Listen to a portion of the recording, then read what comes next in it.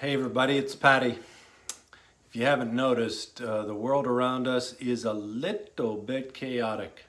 Friends, I'm not certain that the world is actually going to settle out anytime soon, which means if you and I are going to lead and influence in a way that is positive, powerful, and transformational, we're probably going to need to do a self-evaluation in the key areas that truly can contribute to success. So I've been thinking and mulling over a term that y'all are familiar with, but may not have full definition of, and the term is frameworks. So a framework is a supporting structure, whether that's of a building, a vehicle, an organization, an individual, maybe even a mindset. Supporting structures are the necessary frameworks that have to be identified and established and eventually developed if they're faulty in some way or another.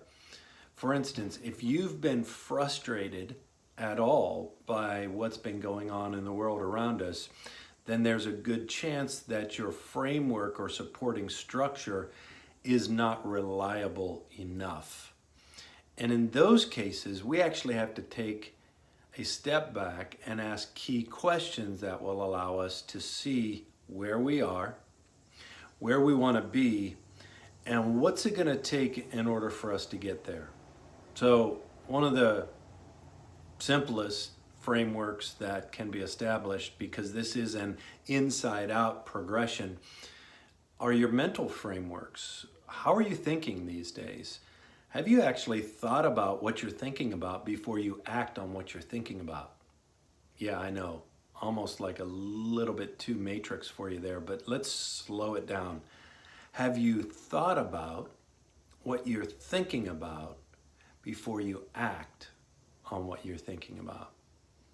The mental frameworks that you have in place today will determine the success you have tomorrow.